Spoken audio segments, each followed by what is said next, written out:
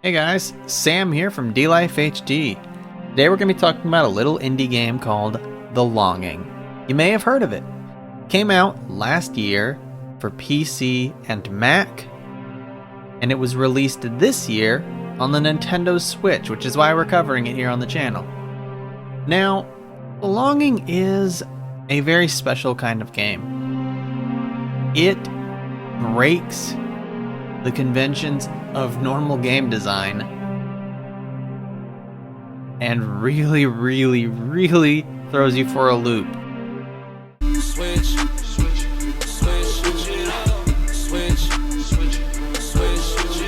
I was a worker, had to upgrade to a boss. Used to live in the hood, but had to upgrade to a loaf. The Longing is a game about a king who goes to sleep for 400 days to restore his power. And while he's sleeping, he leaves a lonely little shade to guard the caverns of his castle for those 400 days. And you play as that shade. And so you will spend 400 real days, yes, 400 days of real time guarding the halls. And the way this game works is, you can choose to do absolutely nothing and finish the game.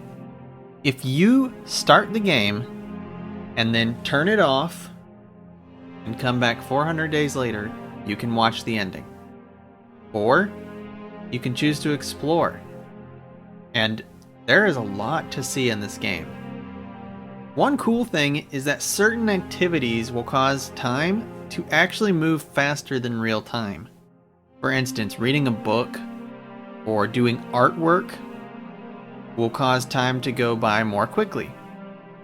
Now at first, resources needed for passing the time will not be available to you, so you'll have to explore to find more books to read. You can find instruments, you can find materials for drawing, and all sorts of other things.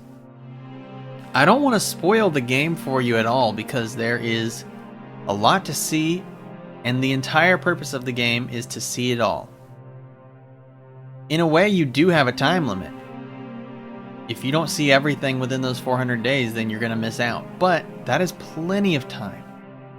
So really, as long as you don't let several days slide by between playing it, you'll see what's in the game. Some things in the game do take a long time though. For instance, some doors will take 2 days to open. Or some activities, such as crops growing, will take real time. So you can choose to find ways to pass the time, or you can just let real time go by and come back to those things. But you'll need to budget your time wisely so that you can accomplish everything. In a way, this game is similar to other real-time focused games such as Animal Crossing. But what sets it apart is that it's actually given a goal. You know when the end of it is going to be. And so you feel a little less pressure to try, just like in Animal Crossing you feel this pressure of like, I gotta get as much as I can done in one day. But in this game you have plenty of time, and you know what the end goal is, and you know no matter how much you get done, you'll still see the ending. So it's like, not quite as much pressure. Despite the fact that there is a time limit, there's not as much pressure. And it's definitely not a game that encourages speed running, though it is possible, since you can find ways to pass the time more quickly. But it's kind of an anti-speed run game.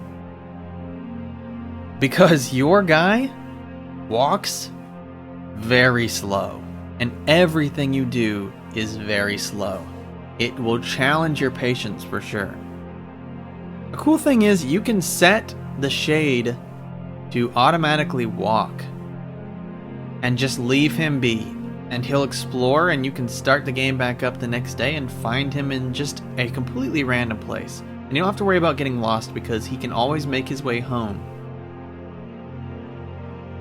It's fun to set him off, come back the next day, see where he ended up, and just take a look around for a little bit and then send him off again. You'll find all kinds of interesting things to interact with. And it's surprisingly exciting for how slow it is and how, well, it doesn't seem like there would be much to do, but there really is. Now, the game is a joy to experience in almost all areas. It's got a beautiful hand-drawn art style, as well as some very, very, very good music. It's ambient and chilling and very, very good. Right from the get-go, actually, right when the game started, I was like, wow, this is some good music, and it didn't ever go downhill from there. It was all really, really good. Another really cool thing about it is the writing. As you're walking around, the shade will talk to himself, and the writing is very funny. It can be a little bit melancholy, actually, but it's pretty funny for the most part. I think this game is a great game. I think it was a great idea to try to challenge the way we play games, create something that's a new experience, and create something that's going to be a different experience for every person that plays it. I bet it would be fun to exchange stories with friends, kind of like the old days of playing NES games and talking on the playground and being like, hey, here's a really big secret in this area or whatever. Because you do traverse so slowly that exploring the entire map is difficult, so it would be fun to talk with your friends about where different things are to be found. Now, I do have one small complaint with this game, and that is that you can tell it was originally made for PC, as there is a very heavy point and click. The controls are really oriented around point and click. It works well in the Switch's handheld mode for just tapping where you want to go, but it is a bit clunky when you're playing with controller, as you'll have to use the right stick to emulate a mouse, and it's nowhere near as intuitive. So if you're going to play it, I would recommend playing it in handheld mode. The hand-drawn graphics look very nice even on the Switch's small screen, so you won't be missing out on much. But definitely get yourself a pair of headphones if you want to experience the ambient and the music, because that is worth it. And that's all I have to say about the game for now. I've only experienced a small portion of it, and obviously it'll be a long, long time before I ever reach the end.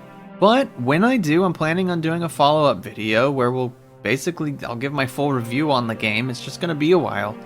I'm not planning on rushing the game. I'm going to definitely let it run its course, experience all of it that I can. So it'll be probably about a year or so before we ever can put a review out for it. But be sure to keep an eye out for it.